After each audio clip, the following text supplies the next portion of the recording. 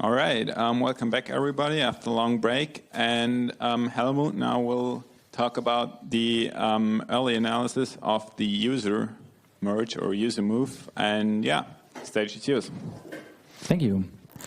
Yeah, I'll be talking about user move. It's called user move now because while it was originally user merge, we are now into just moving all the files and somehow believe that's a solution to the problem.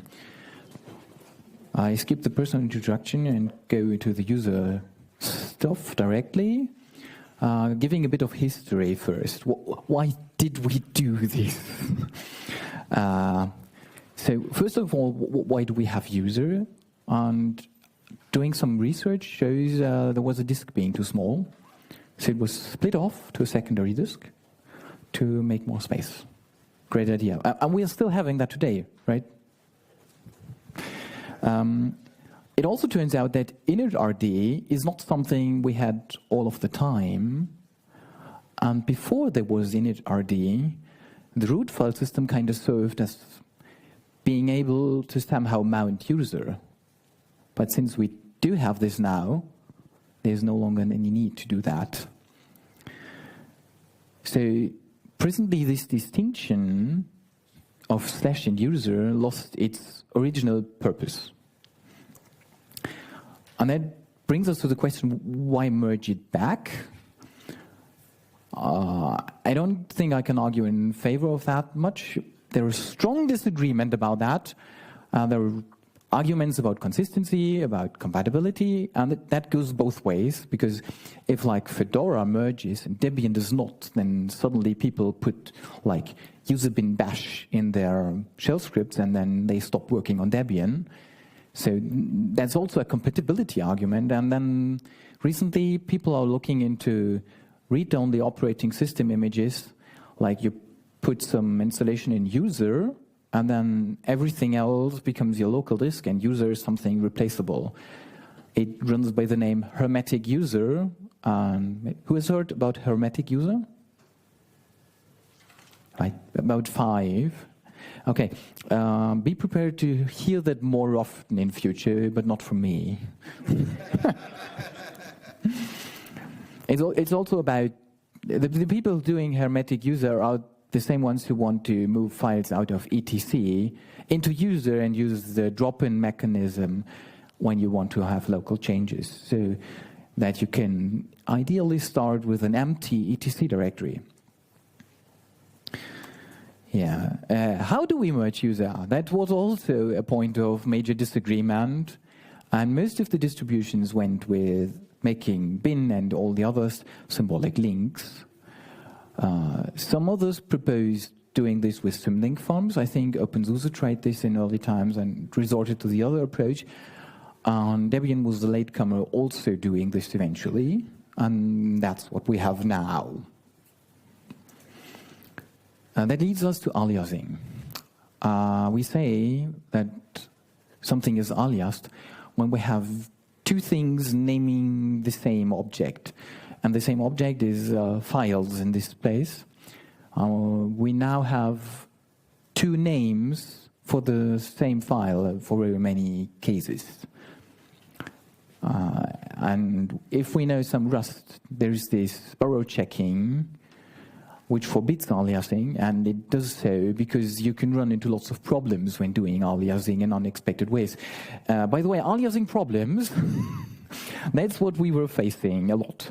And the first aliasing problem was if you move a file from / to user, and then also rename the package or restructure it, moving that file from one package to another, then under some circumstances, dpkg would somehow forget about that file on the upgrade. So it would still remember that that file should be there, but it wouldn't actually be there.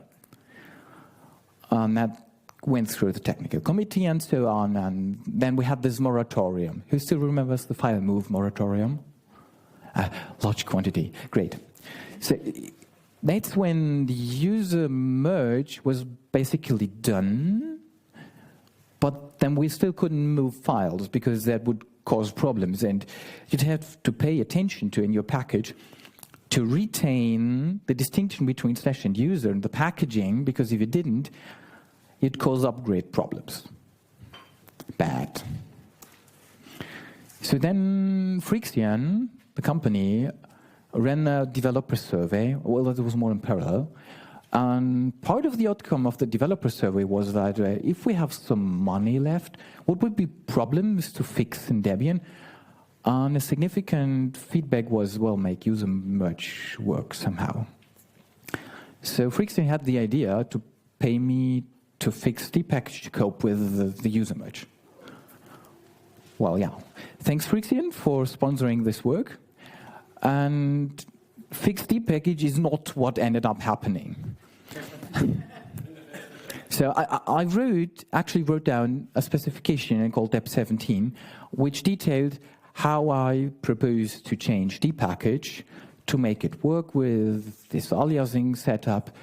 And then my proposal clashed with Debian devel, the mailing list, which basically said, why not just move all the files to user? And to understand that question, we first need to say that once we have moved all the files from slash to user, we are back to the situation where we only have one name for every file. And only having one name means we no longer have aliasing, and no longer having aliasing means we are getting rid of the vast majority of all problems. There's just one little problem. We have to move them there. And in doing so, we create all those problems that we want to get rid of. I put together a quick summary of problems. This is not exhaustive. We have more problems than that. I'm not going through the list. If you want to read up, they are documented in the dep17 document that no longer talks much about how to change dpkg. But that's where I summarize, I think it's like 18, 20 problems now, problem categories, and each of these having like 50 instances or something like that. Yeah, we have lots of problems when doing that. So then this is when user merge became user move. Eventually, we kind of agreed, there was vague consensus that we'd move anyway and hope that there wouldn't be that many problems. And when there are problems, we just mitigate them. We do something in maintainer scripts or so, and we just paper over the issues. And to make this vaguely feasible, I try to analyze what kind of problems there are, and we recorded that. A bit after this analysis, we found a bit more problems, but it seems to work out. And I wrote an analyzer to scan for these proactively, so we hit them in the analysis before actual users encounter them. That was the theory. And then the next idea there was try to do the long tail first, rather than start with just move all the things and then do all the hard ones last. I try to start with the hard ones and only have easy problems left. And now we are looking into how that worked. So one of the early issues was dep-bootstrap, and that was even after we settled on, yeah, let's do this user move thing. Dep-bootstrap was a really difficult part because it was changed to set up the aliasing symlinks early, and that kind of violated or changed the bootstrap protocol, and now dep-bootstrap was out of sync with mm-debstrap and c-dep-bootstrap and multistrap. So we also kind of wanted an easy bootstrap protocol that is not like you have these Debian-specific things to do before you can unpack stuff, but something that's generic, that works for multiple distributions. So after some time of arguing, we changed dep-bootstrap from putting up these aliasing symlinks early to first doing the extraction, then doing the merge, and then doing all the rest.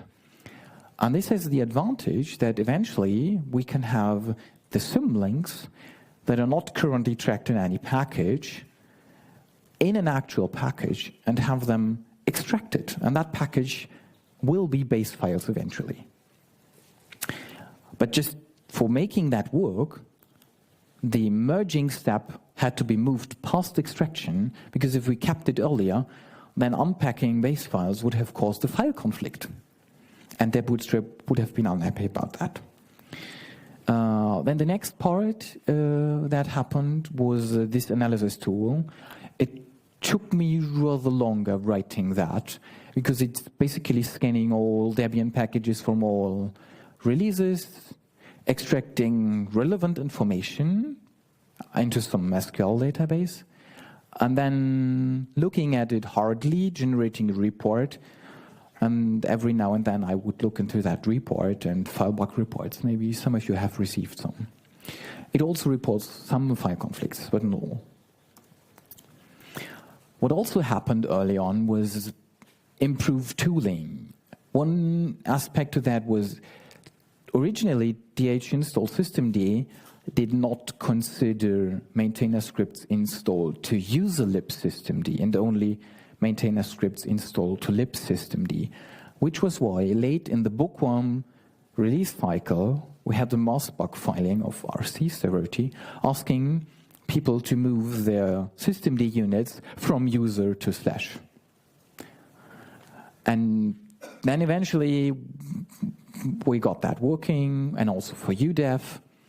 And now dhinstall systemd, dhinstall udev, and the package config files of systemd and udev all point to user.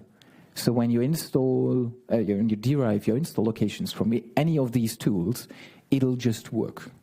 It'll also just work in these cases if you backport to bookworm, because bookworm will have the aliased locations that debhelper is able to cope with. And then a bit later, an debhelper was added. It's dh-move to user. It can be enabled in a sequence add-on, comes really late, and what it does is performing the user move on your package. So you don't have to actually do this. A big advantage of doing move to user is that it's working for backports, because we still have the file move moratorium and backports, and that means we shouldn't move there, but move in unstable, and dh-move to user knows when to move. Yeah, so that's actually working. And if you don't care about backports, don't use dh-move to user, but just move all the files. So then, after doing this groundwork, tooling, and so on, I started to send patches, and I was joined by a number of people helping send patches. So I think less than half of the patches we sent was by me.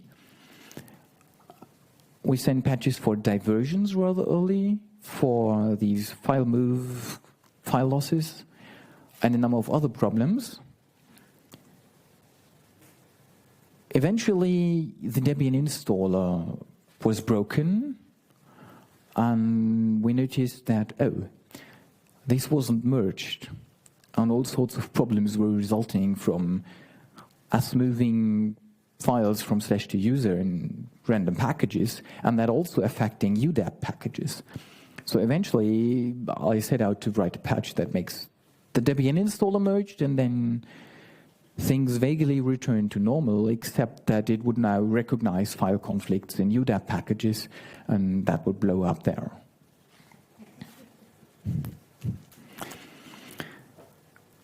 Yeah, then we also, since we had dhinstall udev and install systemd moving files, I asked the release team to perform a number of binary NMUs. I think 130 or something were convertible packages. That was nice. And then I looked into a harder part, which was making this bootstrap set working, because we can't just move all the files from slash to user in each of the bootstrap relevant packages, as there's a time until when this is actually merged. Because for mdebstrap, the default action was to bootstrap unmerged and then wait until the user merge package postinst comes along and merges. And that can be rather late. So for all of the essential packages, we kind of still have to support an unmerged hierarchy, while all the rest can assume that's always merged. And if we move the wrong file too early, then the maintainer scripts run in the bootstrap setting stop working. Say if I move libc's dynamic loader from slash to user without the aliasing symlink in place, and then try to run any binary, it would search for the loader and find nothing. Similar things happen if you move the shell. But in order to move all these tricky packages, we first have to move all the other packages in the bootstrap set. So I was rather proactive about pushing these. And then I shifted over to packages that wouldn't just work with being re-uploaded or wouldn't work with adding the sequencer add-on that I mentioned earlier, like packages not using dephelper, packages being creative in numerous ways, packages using dephelper but not dh. So that was, we just sent patches for all of these. And what isn't done yet but is being deferred over and over again is uploading the remaining packages in this deb-bootstrap set. We are down to 5 packages, and none of them can be uploaded independently of any other, so I need to get the transition slot and then magically make sure that all of them end up in the same deinstall, and then hope that when Brittany comes along, it also transitions them at the same time. Because if it doesn't transition them at the same time, then Trixie will be not deb-bootstrappable. Yeah, what then remains, since we already have patches for all the packages, or most, we have to NMU those where the maintainers didn't apply the patches. Also write release notes and handle any kind of fallout that pops out. So this was more like what happened, how it happened. Now we come to the review part, unforeseen problems. The diversion mitigation I originally designed, I prototyped it in a small package, and it seemed to work, except when it didn't. And that's when MollyGuard was broken for 3 months. It took me like 3 iterations of patches, sitting down with people, and it was horrible figuring out how to make this work. It now works. And we managed to get the same fix for crypt setup diversions and for, what was it, ISC DHCP client, and happily no other package did crazy diversions. Conflicts do not prevent concurrent unpack. That was a lesson I learned the hard way. When you read policy, you may have the impression that if a package declares a conflict with another one, they really can't be unpacked concurrently. Unfortunately, that is not the case. Because dpkg allows displacing a package that is being conflicted by first unpacking the new one and then at the same time removing the old one, but this at the same time is not sufficiently in the right order that aliasing may break it and may actually lose files. So that caused our workarounds for usr-move problems to become a little more complex.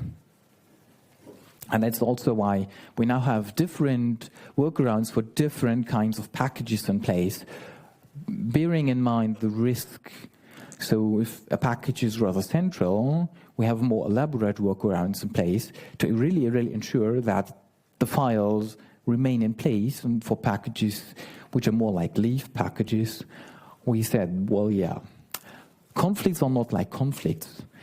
But in order to experience this non-conflictiness, the circumstances are rare, and maybe it's easier to fix up after the fact as long as the package isn't relevant to booting. Yeah, what also escaped was, while I did analyze all the packages for diversions, I only looked for diversions in maintainer scripts and learned the hard way that we also have diversions in all sorts of other places, such as image builders and PO-parts. PO-parts diverts bin sync. Oh, now it also diverts user bin sync in order to avoid excessive disk weight. And I think I broke PO-parts 3 times that way. I'm sorry about that, but I sent patches eventually. Yeah, the Debian installer is something I also learned the hard way. It was only after I had broken it that I noticed. The other piece that I completely missed was the time transition, because what we essentially do here is we're renaming lots of packages. And quite a number of them happen to be the same packages where we move files from slash to user. And remember, that was the problem where we started with the file move moratorium. So we had now a giant instance of this problem, and that basically took me a month with Steve sorting these out. And this was probably delaying the time transition for about 1 to 2 weeks. Because that's when it was bumped back. The initial upload was when we were facing these. Originally, Steve wanted to just upload everything to unstable, and I convinced him to please go for experimental first, and then we discovered all of these.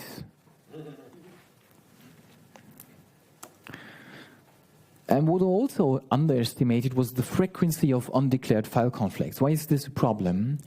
When we have a file conflict, one of the outcomes is that you need to declare breaks and replaces. It's not always that you need that, but it's a frequent outcome. And replaces is among of the things that the usr-move breaks with aliasing. And I have this analysis tool which looks at all of the replaces to watch out for problems, but it can't see replaces that are not declared. So in order for the analysis to work properly, I need all of the replaces to be correctly declared. And that essentially meant that I had to file all of the undeclared file conflict bugs. Oh, that leads me to reception. Initially, the discussion was quite heated. And in former times, I was not liking to have videoed recordings of user merge debates. And I'm really happy that things got much calmer now. Talking to people about user merge and user move no longer seems to evoke hard emotions and swear words. Good job. A number of people were happy about the data-driven analysis.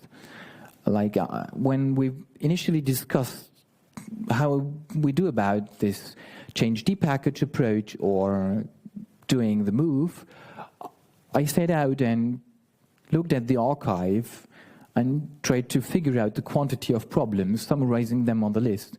And people like that. And then it turned out that we have really many maintainers that turned out to be cooperative, when in the past, when this user merge came along, they were saying, go away.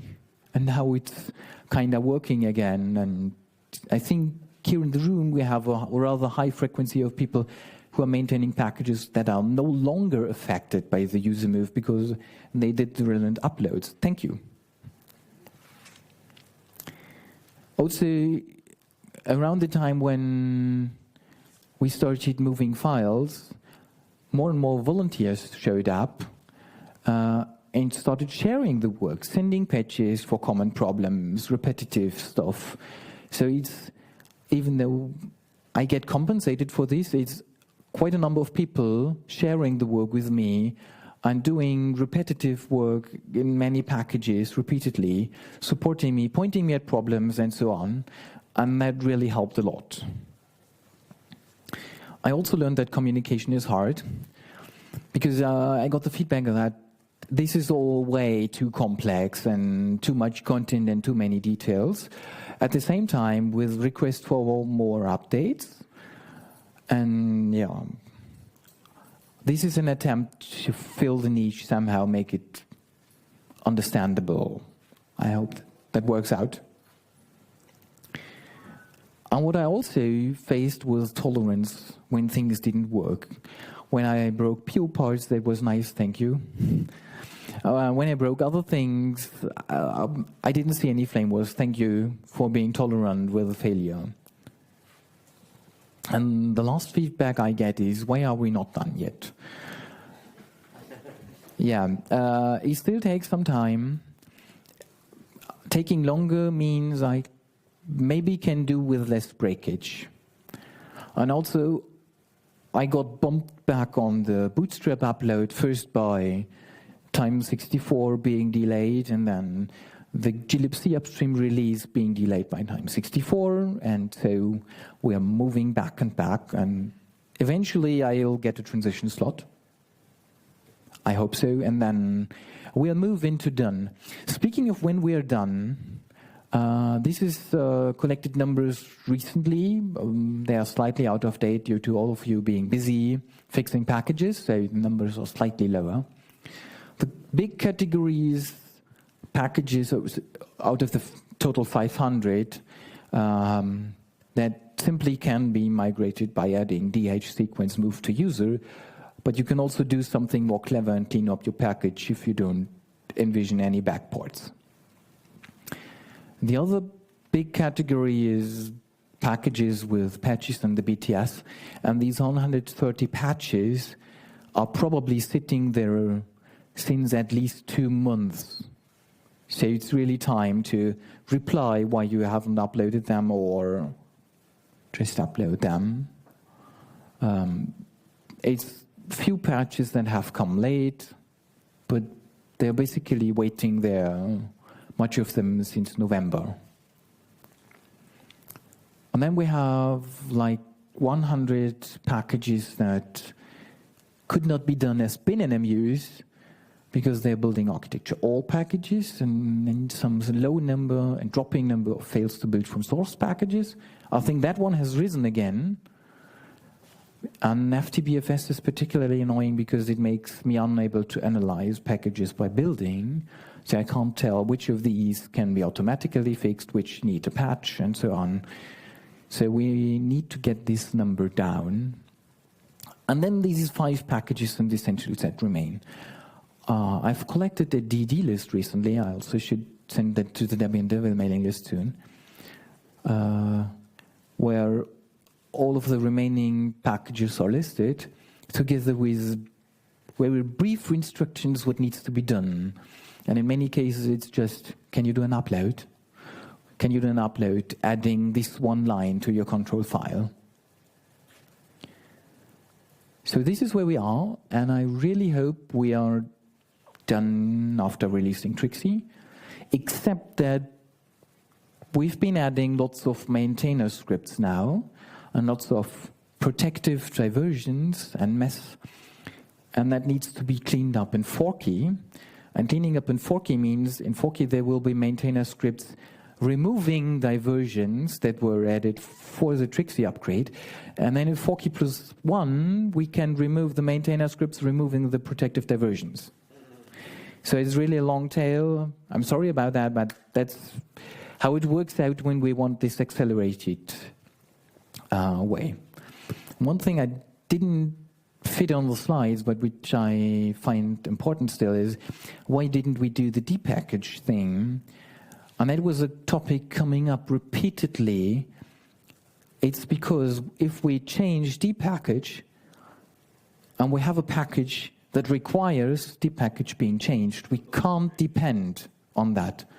Even if we were to put up a pre-dependency, that would mean dpackage could be configured first, but it could still be the old dpackage running while unpacking the affected package. So any kind of dpackage-based mitigations would work like, we fix dpackage now, leave the file moratorium in place, then we release Trixie in roughly the same state with the changed dpackage, and then do all of that in Forky. And many of us were against delaying this any further, so we went with no dpackage changes. Yeah, and that leaves me with issuing thanks. I hope I collected most of the names that contributed to this work. It's not me doing this in isolation. And that leaves room for questions.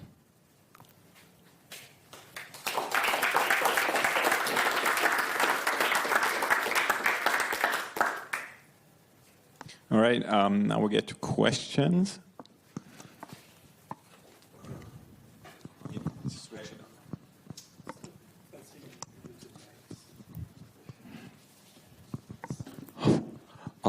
Not a question, but a very big thank you for the approach you've taken while dealing with this, with lots of deep technical analysis and data, which really helped to diffuse the tensions that were around this. Thank you very much.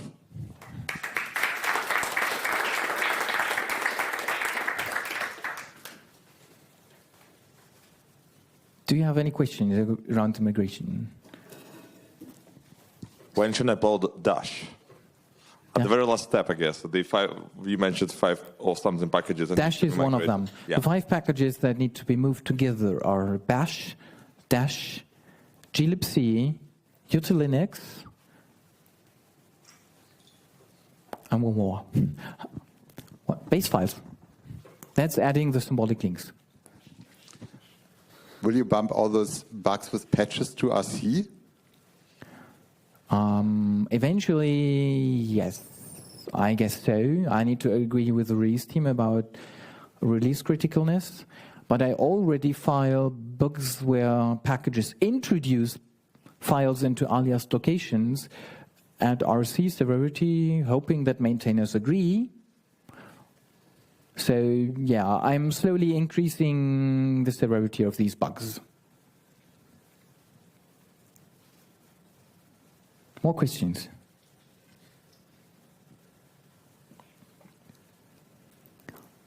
Do you have any fallout from user merge that I failed to notice? Lost files, something like that? Stuff that's broken? No. Do you have any plans to change dpackage after all? So do you have identified any shortcomings which you think might be useful to change in the way dpackage work? Or is this just once we have done with the once they're done with the user move, we can just keep dpackage as it is right now? This is a point where we don't have project consensus. Simon Richter is working on a dpackage patch that enables it to do aliasing, to know about aliases and to handle them correctly. And I'm not sure we should have that complexity in dpackage. So the whole approach of moving this is removing the aliasing as a means to not have a need to discuss this any further and make dpackage aware.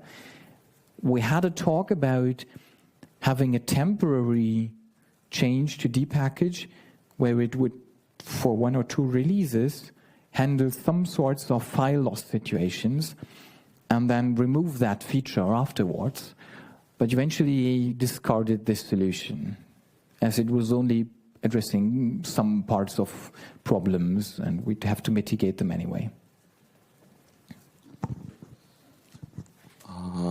Wanted to ask about this related sort of idea that some distributions apparently implementing, merging of bin and has-been. I haven't been following. Is there any consensus on this?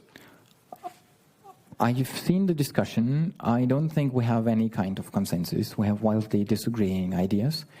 I've seen that systemd already issues a tainted flag for unmerged bin. Not sure what that's supposed to mean for us.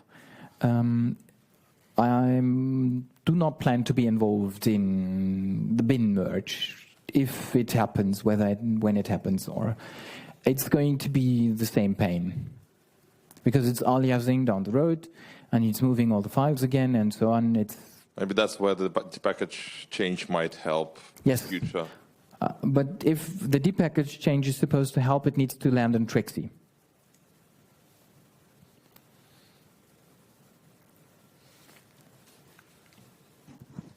Just to comment on that one, there are already bugs filled for some packages which have stuff in sbin and bin and stuff. So there is some work already, but not much.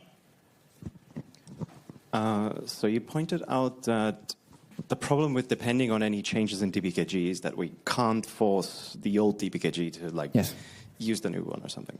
Would it maybe be a good idea to add support, now to dpkg to just re-exec, as the first thing it does during an upgrade, re-exec the new dpkg or something like that? Yeah, that's something you can think about, but one of the packages needing the new dpackage feature first is libc6. And dpackage has a pre-dependency on the new libc6. So however you put it, either you have a dependency cycle and you can't upgrade, or you have libc6 being upgraded with the old dpackage. Okay.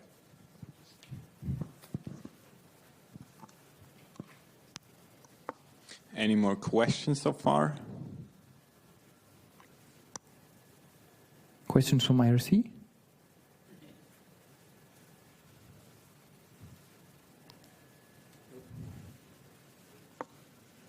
Okay, then, thanks Helmut for this talk, and we then will have a short break and continue with the next talk.